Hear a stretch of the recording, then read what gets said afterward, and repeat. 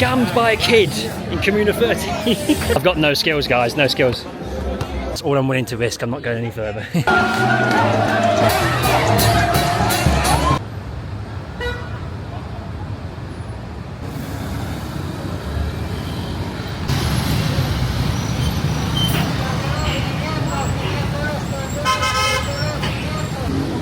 Welcome to the crazy city of Medellin. It's got a dark past and a bright future. Still with underlying tones of darkness with its big prostitution and sex industry. But here we are. I've been walking around for a couple of hours now and it feels completely safe. It feels safe. I love the vibe of it. Similar to Napoli in Italy, just a little bit more edgy, which I like. I like it edgy. And yeah, it's got a dark past. It was obviously the city where Pablo Escobar lived. I say that quietly because we don't like that name around here in most areas of Medellin. And yeah, it's got a history of violence and a future of commerce and tourism. So take a look as I get lost in Medellin.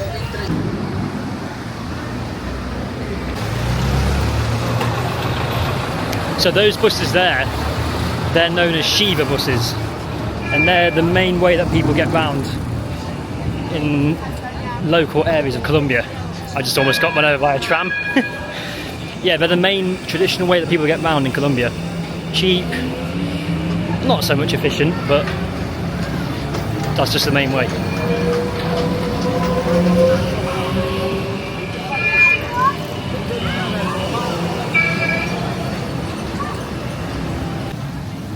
This city is nuts. I don't even know if you can hear me properly over all the racket, but it's the most chaotic city I've been to. Well, in a different way, in Colombia so far. And I love it. I absolutely love it.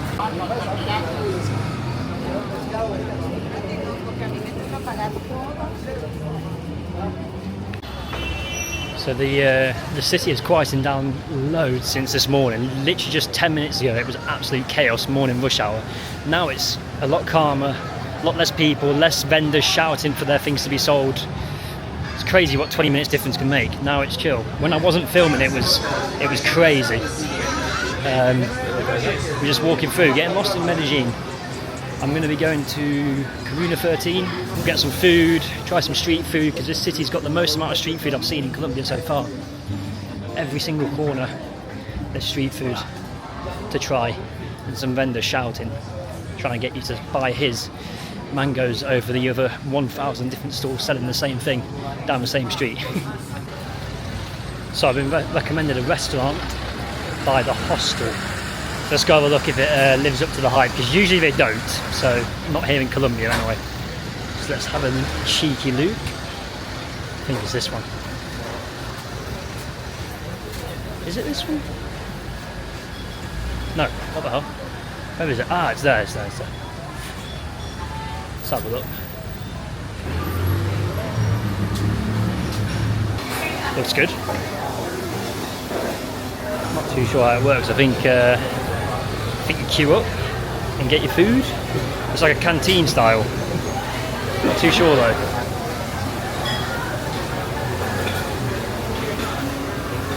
Yeah, it's like a big canteen. I'm not too sure if you queue up or if you order at the table. I think you queue up, I believe. So we'll see. So they're the options. I don't know if you can see, but it's super cheap. It's like 8,000 peso, which is about £2 quid a plate. Which is, that's crazy, even for Colombia, that's cheap. So better be good. The reviews are good. I mean, it must be if it's that cheap, you know, no matter how the food is. It looks like when I went to Southeast Asia, the night buses would stop at these like canteen truck stops, and the food was actually some of the best I had in Asia and the cheapest, but it looked the worst. And it looks just like this, to be fair. Same setup, exact same setup. So yeah, we'll try it. It's like going to Costco basically.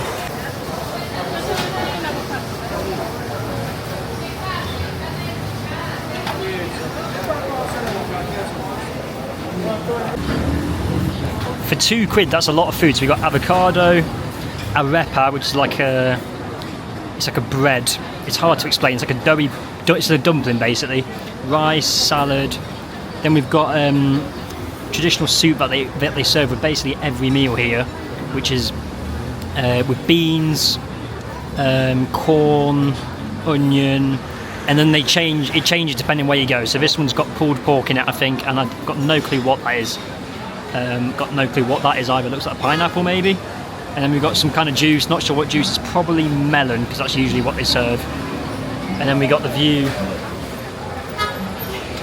Meal with a view. I like this. It means birds can't get in. Yeah, we'll try it. This only cost £2 for all of this, which is insane. And you had different options. There was like 4 or 5 different options. You could add egg. You could choose coconut milk instead of juice. Yeah, really good, really good. But I mean, the taste, it's all in the taste, isn't it? So we'll give it a taste. I won't film myself giving it a taste because there's nowhere to put my camera. Well, I'm in that, mate. But yeah, I'll get back to you after I've tasted it. So guys, you're not going to believe what those like stringy bits are, which said I wasn't sure what they are. You know those really thin crisps you get in the UK? They're really salty and they come in that shape. It's literally those crisps, which is weird. I mean, it works, just salty in it, so and it gives it a bit of crunch, so it works, but it's a little bit strange. But yeah, it's nice. I mean, it's nothing to write home about. Standard Colombian food, so it's good.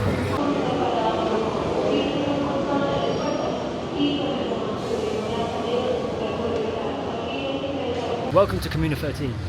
This was once a stronghold for the paramilitary of the left-wing alliances of Colombia and a stronghold for Pablo Escobar and the rival cartels. Today, it's one of the safest neighbourhoods in Medellin, becoming a trendy neighbourhood. It's hipster, trendy, artsy, full of young people and arts. So come with me as we explore this neighbourhood which once used to be the most dangerous neighbourhood in the world. Now, Communa 13 is commonly mistaken to be one neighbourhood. It's not, it's a district. And it's more commonly known as San Javier amongst locals. And it incorporates multiple different districts, several actually, and some of them are still dangerous to this day. Some of them, you know, if you don't know the area and you walk into them and you're unlucky, something bad could happen. However, the majority of it now is relatively safe. Come with me as we explore this revived neighbourhood in all its glory. Raw, solo, through the streets of what used to be Colombia's most dangerous neighbourhood. As you can see, guys, remnants of the past, the barbed wire on the fencing, which you can find throughout Medellin, and maybe remnants of the past, but also remains of the present and the future, as Medellin is still an edgy city, though much safer than it used to be. Now, 2 different presidents tried to clear up the barrio of Communa 13 through military operations, which inevitably meant that locals were caught in the crossfire. In one such operation, locals even waved white flags to surrender to the military as they were killing the local people rather than the cartels who they were actually after. The latest president to launch a military operation succeeded. I say succeeded lightly because, you know, people still died, people were still injured. However, he succeeded in clearing up the area, and community projects such as art projects and dance projects revived the local community and gave young people something to do rather than being involved in cartels. God, I'm getting out of breath. It's steep. Now, further into the future, 2 access points were built. Cable car and the famous escalators of Communa 13, which lead people up the extremely steep hill where the barrio is located. These 2 access points, especially the escalators, are one of the main reasons why people say it's now become one of the safest neighbourhoods in Medellin. It removed the stigma of the Communa by granting greater access to local people from Medellin and tourists. Because before, you either had to walk or get a car or a motorbike. These escalators kind of like bridged the gap between the centre of Medellin and Communa 13.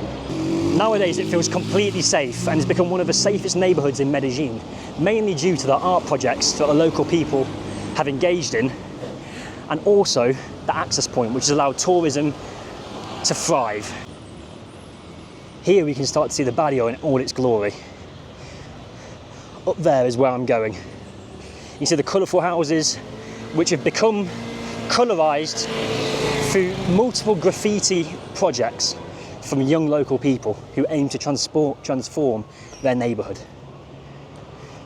So follow me as I get the escalators up what was once Colombia's most notorious, controlled by Pablo Escobar, neighbourhood. There it is.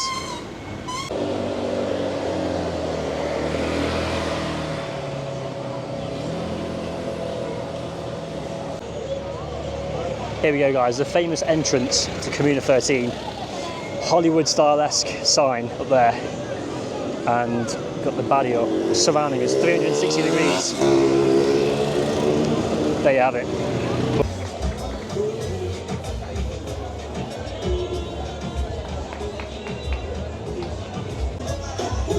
As you can see, it's bustling with tourism, bustling with shops, places to eat. Hola, buenas. We'll go through, see what it's like. Loads of shops, things to see, and yeah.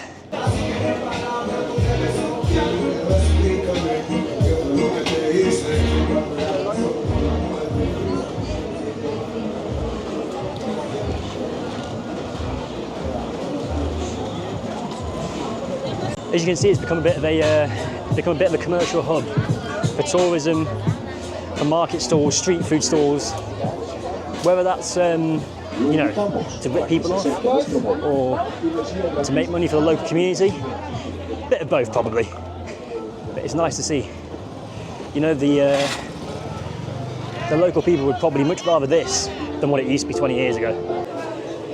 So this is how steep the barrio is, and this used to be one of the main points as to why it was so dangerous. Its little narrow streets and nooks and crannies that wind through meant that it was easy for cartel members and paramilitary to hide from police and from their rivals.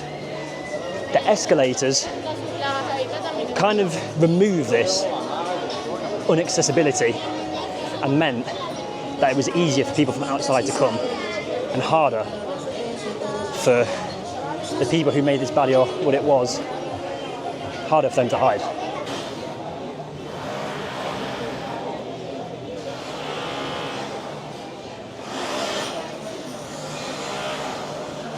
Now, as you can see, each little piece of graffiti in this barrio is with intention and purpose. It's not there by accident. Every single piece of graffiti symbolises something which happened in the 80s and 90s. It symbolises revival, symbolises hope, and symbolises, you know, stands for something for the local people. None of it's by accident. As you see, it's absolutely teeming with tourists, so it's completely safe to come here now. In the main area, anyway.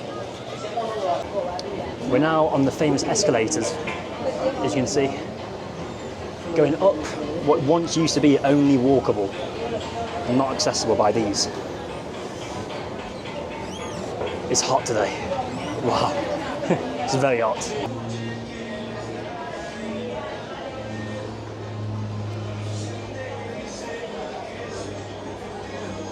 As you can see, even nowadays, you can still choose to take the steep steps, which once used to be the only way to get up. They still run alongside the escalators, the modern escalators, as a memorial of what once was. Look at the view. The view of Medellin and the other barrios in the distance.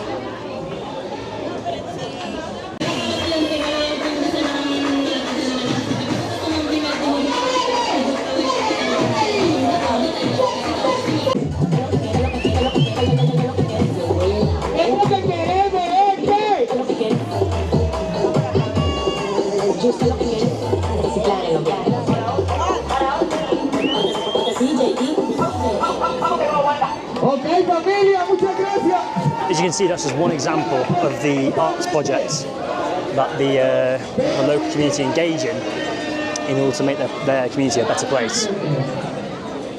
Let's carry on up. It just keeps going up and up and up. There's no end in sight.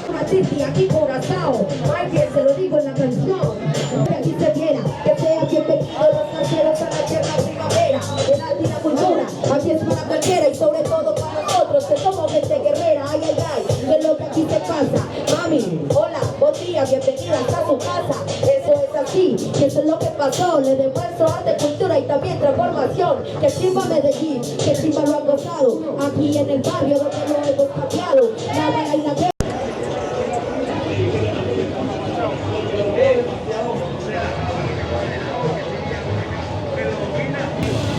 As you can see, it's become an absolute cultural hub in Medellin. Now, I'm not sure how I feel about it because it has just become a commercialised centre for tourism, which, don't get me wrong, it's better, you know, that's much better than what it used to be. However, I don't know, you know, there's still local people who live here who have to deal with these crowds of people, so it must be a catch-22 for them, you know, being able to walk their streets freely and safely for the first time in 20, 30 years, but also now facing a new problem of over-tourism, over-commercialisation.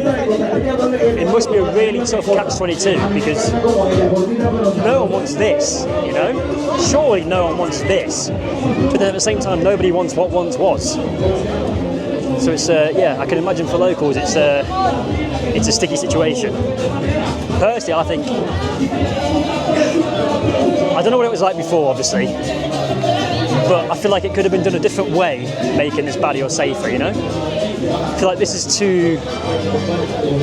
ruined the authenticity of it, and it's just become, let's let this guy past.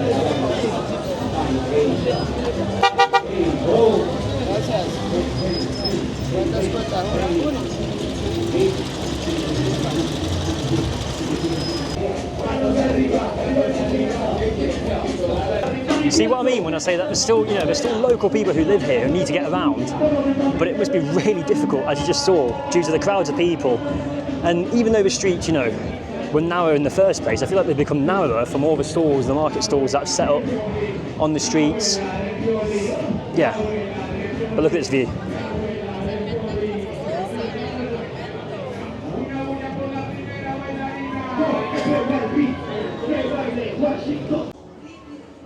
So thank God we've left the tourist path and I've just taken a little detour, which I was told not to do, but hey, we're doing it.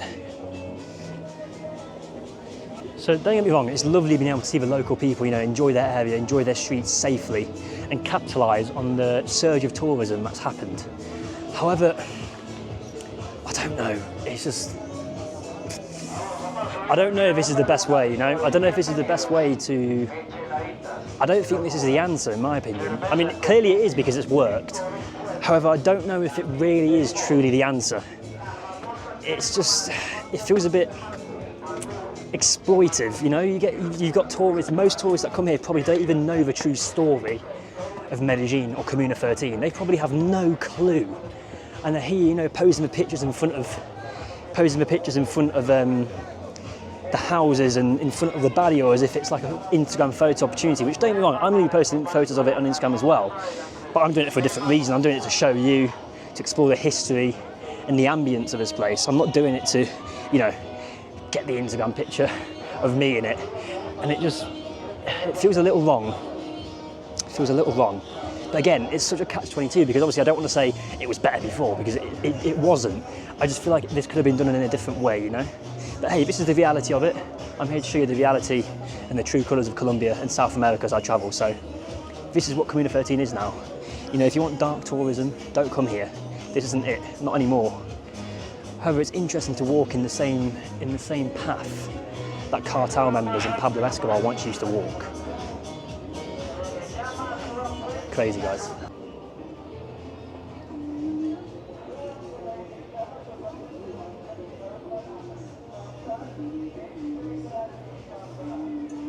What a city Medellin is though. What a city. I'm happy to see it, you know, thriving like this. It feels super safe when you walk around. because it's an absolutely beautiful city, full of culture, full of good vibes, full of good people, good food, good music. This really sums up and encompasses Colombia for me, this city. I'm going to say it. This is very controversial, and if any Colombians are watching, they're probably going to shoot me. But for me, Medellin is the true capital of Colombia.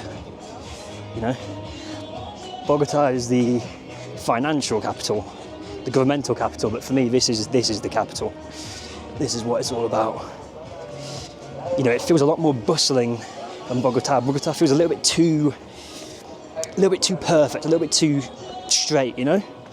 Medellin, on the other hand, is still a little bit edgy, but it's got something about it, something really, really interesting about it.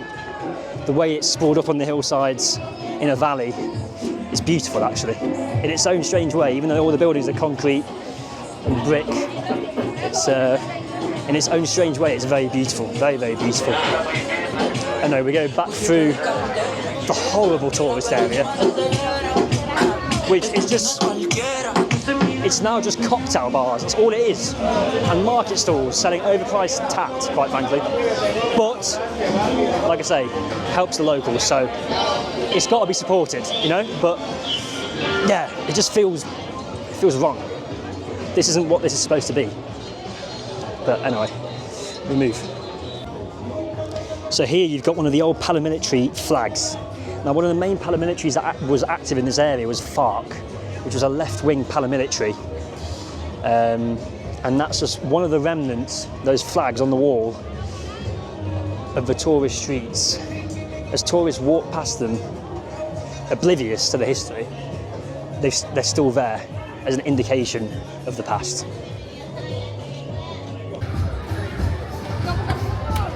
As you can see, you've got local kids trying to play football with tourists down there. See? Where are you from? Italia. Italia, see. Yes, tíralo. Oh, you want me to play? Play.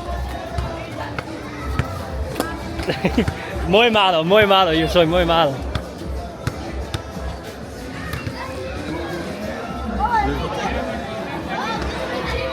I've got no skills, guys, no skills. Show me the best, mejor. Es el mejor, sí.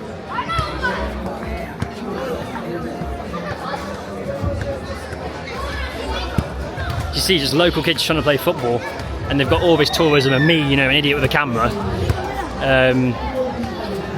you know, just annoying them, which, you know, is, yeah, it's a sticky one. I don't really know what to think. Bro, soda for me. Huh? You give me money for soda? Money? Soda. What do you want? Drink? Yeah? Should we go now? Vamos. Take me. Hey, hustler, he took his chance, I'll get him a drink. He asked for one, I'll get him one. Go on.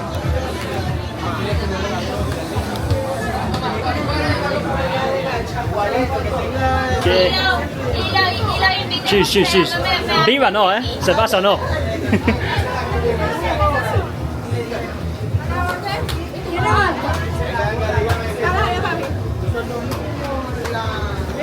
Where's he going? Scammed by a kid in Communa 13. No, I'm happy to get him a drink, to be fair. He asked for. Well, he asked for crisps as well. So I've been scammed. Gracias. Get the money away. Scammed by a kid in Communa 13. No, you know what? I respect it. He took his chance. He saw me with a camera and he was like, "Bro, can you buy me a drink?" I was like, "You know what? Fair enough. I will, man.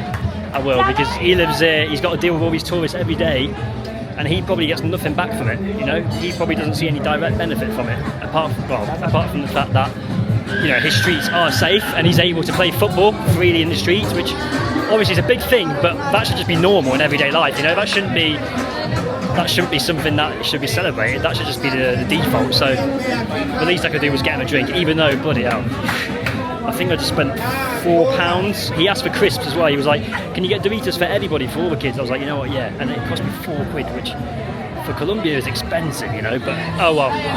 Did my good deed for the day, and like I say, I don't mind, you know. He saw his chance, he asked. If you don't ask, you don't get. I respect it, to be honest.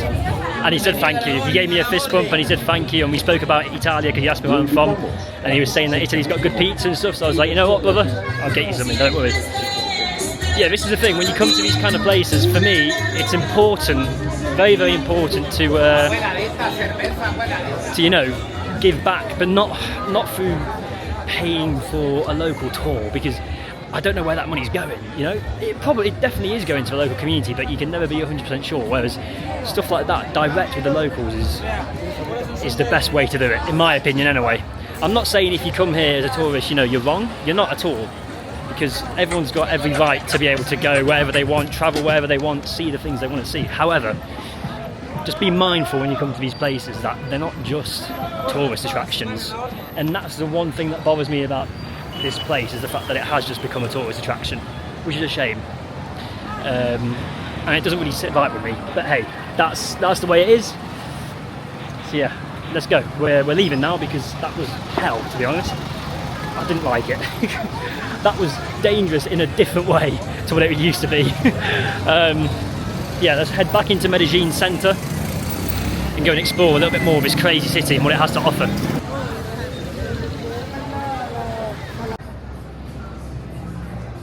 So I just thought I'd show you for a couple of minutes the less touristic part of Communa 13. It goes all the way up there. You should take a walk. You know what, let's take a walk up there. This is the much less touristic part. You've still got your shops and your cafes and your bakeries, but it's much less touristic. All I see is locals on this street here. You see it's a little bit less developed as well. Less money put into it because it's not what the tourists see. And it's, yeah, I can only assume this is what the rest of it used to be like, closer to this anyway. Let's just go for a couple-minute walk. Just a couple minutes. I don't want to get too deep into it because I will get lost. And we'll see what it's like. Let's go. It's hot. Very, very hot.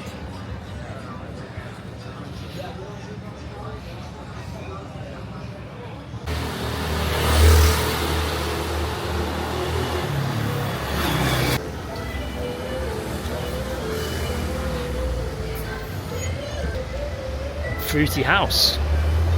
Not sure if that's a fruit juice shop or a brothel, but anyway, maybe both. By day it's a fruit juice place, and by night it's a brothel. That's probably what it is.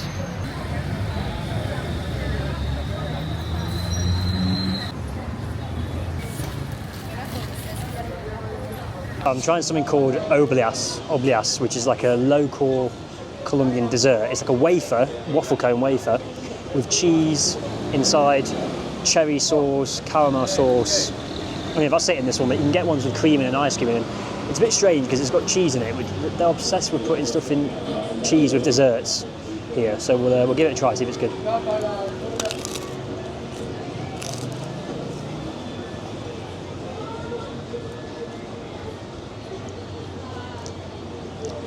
Yeah, it's all right. It's nice. It just tastes like a waffle cone with cheese in it, but the cheese is kind of like sweet. It's like creamy sweet cheese. It's not really savoury cheese, so it works. It's nice, yeah. Nothing crazy though, but it costs 90p for this, so I can't complain. But yeah, I wouldn't have it again. It's nothing mental.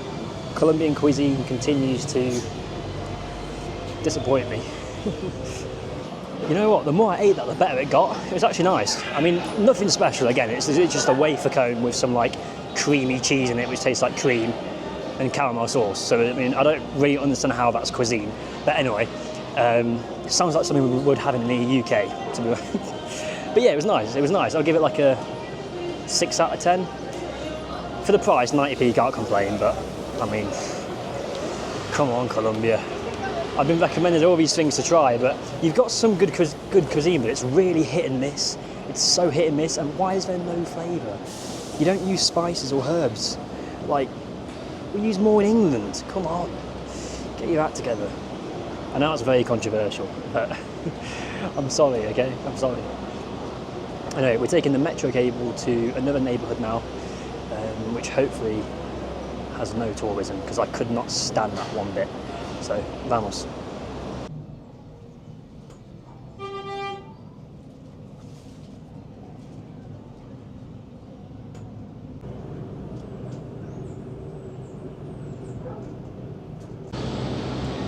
So, welcome to Vallejuelos, which is another barrio in Medellin, a little bit outside of the city. Now, I didn't actually know I was coming here. I just took the cable car and was like, you know what, let's go to a random place. And I've come here. Take a look.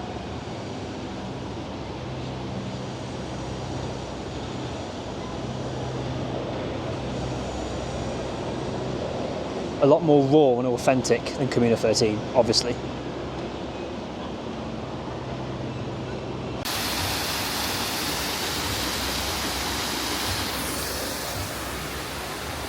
Now I've taken my mic off because I'm actually not sure if I'm safe here, so I've taken my mic off so it's not obvious that I've got a camera on me, even though I've got the camera out, so you know. Got a nice waterfall down there. I say nice, it's not nice, but yeah, let's have a walk around. Let's take a look. I'm not sure.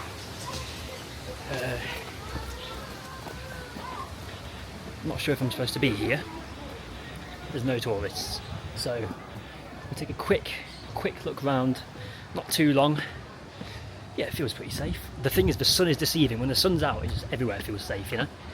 Yeah, we'll take a look and see what it's like. It looks nice. Looks clean. It's quite nice actually.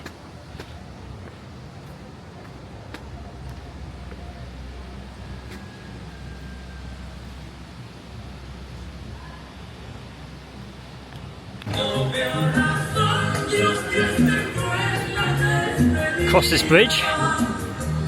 Wow, look at this. This is impressive, guys. Look at this. Wow. Wow, wow, wow, wow, wow. Impressive stuff.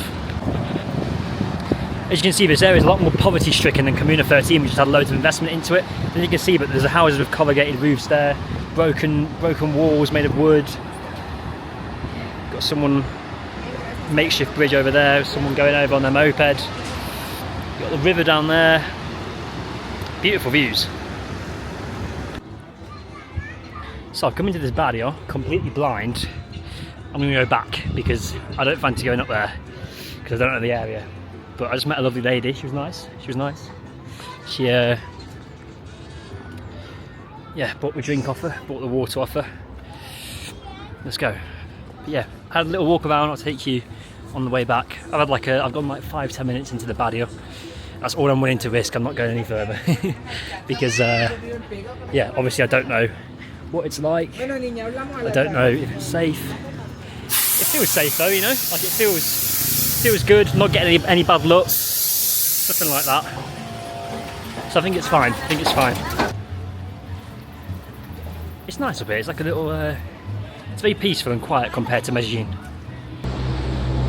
So I'm back in the metro cable, going back to Medellin, away from these barrios I have no idea about. I just went for a quick 10-minute walk. Didn't get much footage, but went for a quick 10-minute walk around. It felt really safe, felt really peaceful, really safe. Got no bad looks, no sketchy people, you know.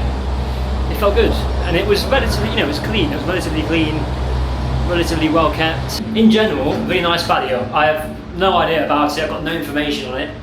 I just know that I didn't want to stick around because I don't know about it. If I knew, you know, if I knew it was dangerous, I would have stuck around because then at least I know where I stand, you know. Whereas I didn't know where I stood, obviously. So just went for a quick look around. Going back to Medellin now, and we'll go explore a little bit more. Yeah.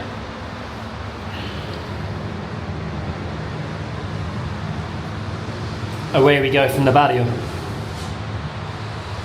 Up there. So cable cars are one of the main ways, that people in Latin America get around in their cities. Most big cities, especially in Colombia, have a cable car system due to how mountainous they are. So it's just the easiest way to get around the hills. Not sure what that beeping sound is constantly, but anyway. Here we go, all the way up there. Back to Medellin.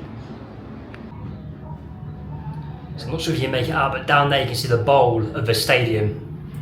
It's actually a very beautiful stadium. You can see the city, the way it sprawls out onto the mountainside. All the way down there into the distance. All across down there, the barrios.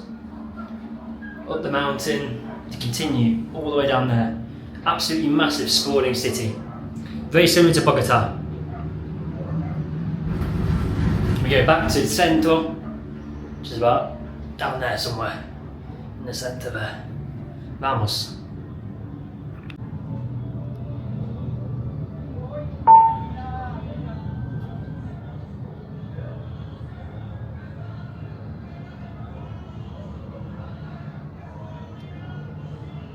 Come to get my yellow fever vaccine because it's needed for Bolivia when I go to Bolivia.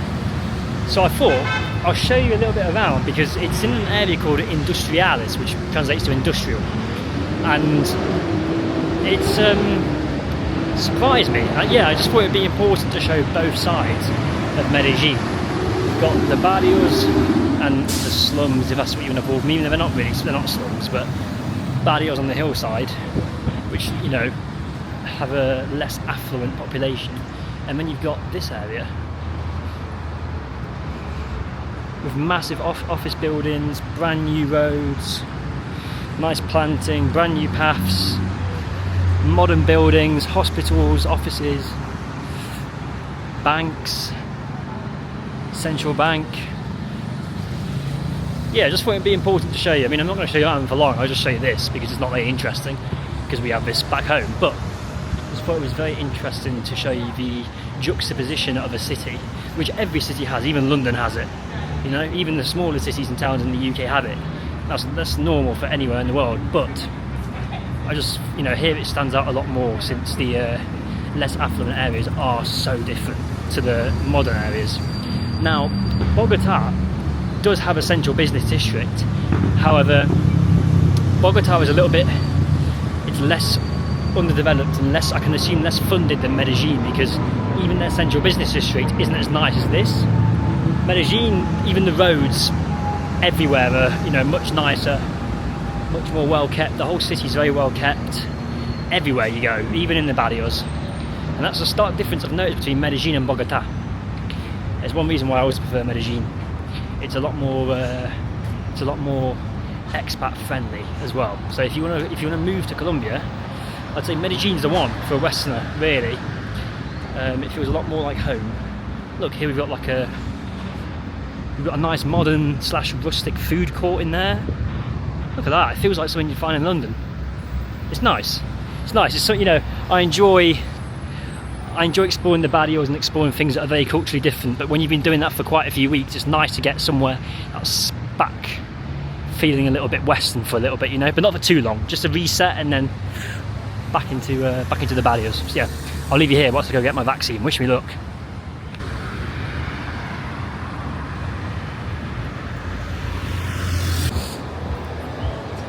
So I thought I'd give you a quick look around this shopping mall that I found.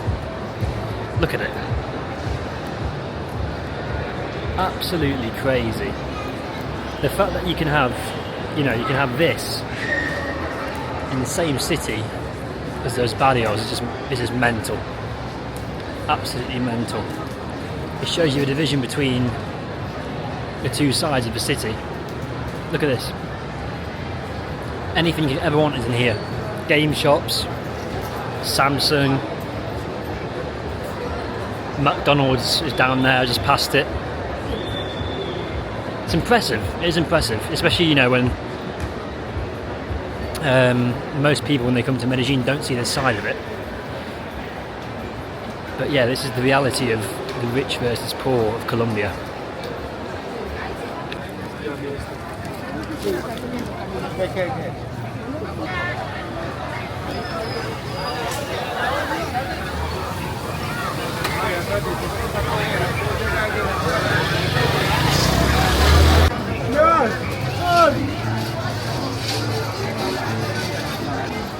So we've come to this crazy area which is just all flea markets. It's just like street after street after street of flea markets selling the exact same stuff.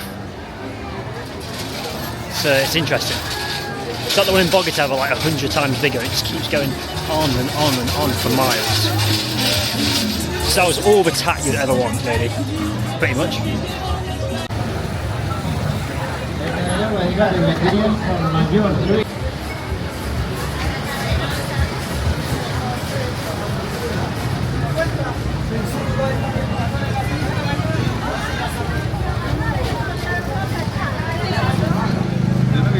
So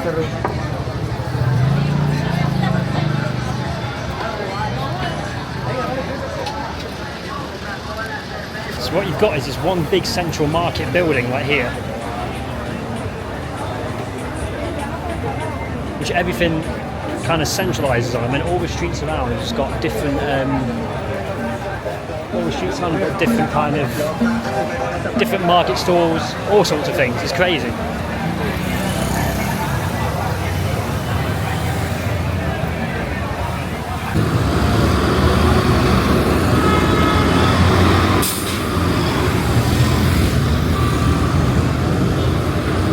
Now we're somewhere a little bit quieter. What a crazy city. I love it. It's absolutely nuts. It's basically like Napoli on steroids, pretty much. So yeah, going back to my hostel now. I need to lie down. I need to lie down after that. What an exhausting day, but it's such a sick city. I love it. Yeah, glad you joined me on the adventure. Hope you enjoyed it through the streets of Medellin.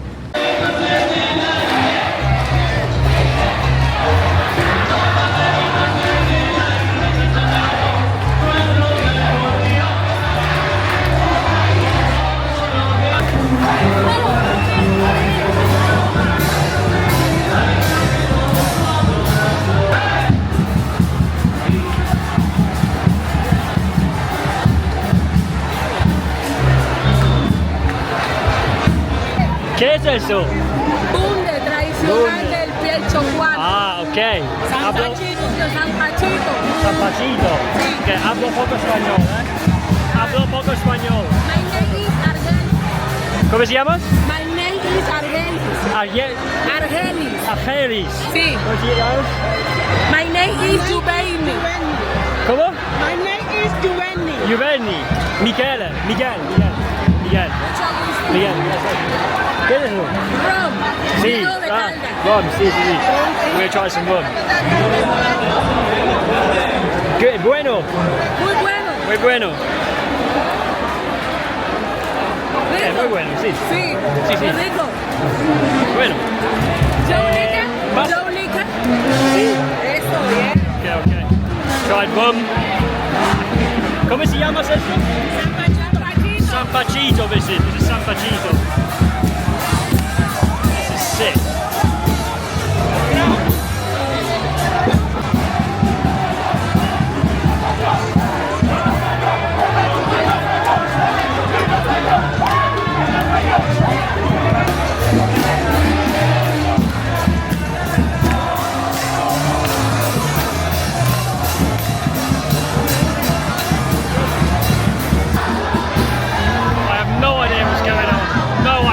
This is sick though. If you think Notting Hill is good, come here. Notting Hill's got nothing on this. Not that I've been. Yeah. This is cool. Yeah, I've got no idea what's going on. No idea. I've just been told it's San Pachito, which I'm assuming is some saint. But I'm not sure. I don't know. Can we see if we can get in the middle? Let's see if we can get in the middle. I don't know if it's possible. Let's see.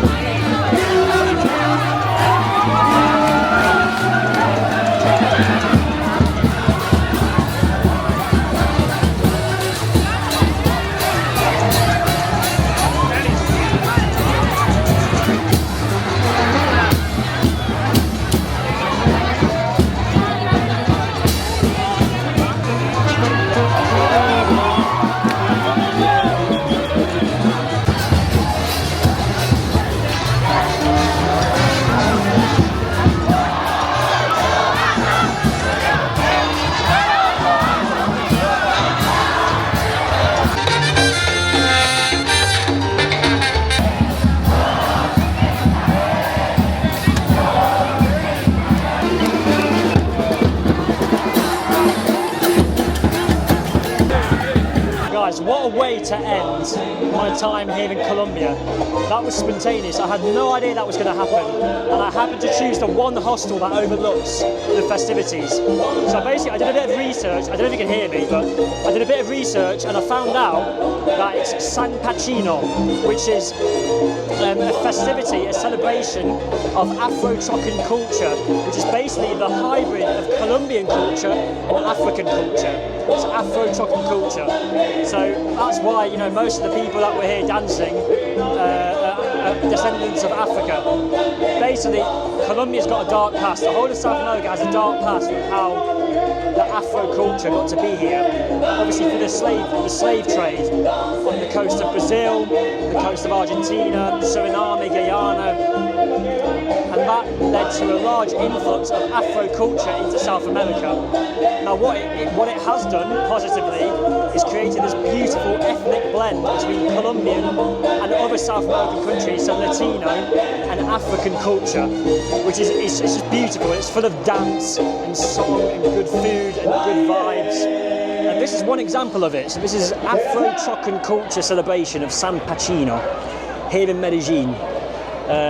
That was amazing. That was like Notting Hill Carnival. It's smaller than Notting Hill Carnival. That was like Notting Hill Carnival without the bad vibes, without the stabbings, times 10. That was a taste of Carnival that I'll be, for me, in Rio, which I'm going to be in Rio for Carnival in February, which I can't wait for. And I'm imagining it to be similar like that. There was a saxophone and a trumpet in the middle of the crowd, just doing the same tune over and over again. And every time it hit the chorus, people were just bouncing up and down.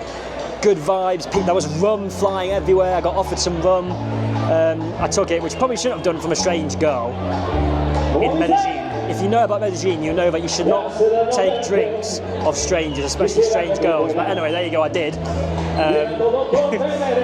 only live once. Nah, she seemed nice though, so I took it. And then you've got a stage. You've got a stage down there where there's a group of police officers doing all the entertainment. So, you know, it's a symbolism of how far Medellin has come and Colombia has come. Once upon a time, it's been ravaged by conflict between local people and cartels and police. And now, clearly, the police are living in harmony with the local people and with their communities because they've got a police choir singing, I'm assuming, traditional Latino and Afro-Latino songs at this festival, which is beautiful to see, really nice to see. So yeah, there you go. I thought I could hear it from my balcony. I thought I'd go down and show you and join in for a little bit. I've got a flight to catch in like half an hour. I'm supposed to be leaving for the airport in half an hour, but I thought, you know what, this is once in a lifetime. I'll go down there, check it out for you guys and for myself. And what fun that was, for like half an hour just bouncing around, drinking rum with strangers, experiencing some of the African Latino culture here in Colombia.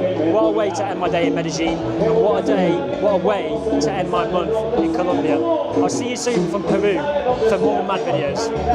See ya.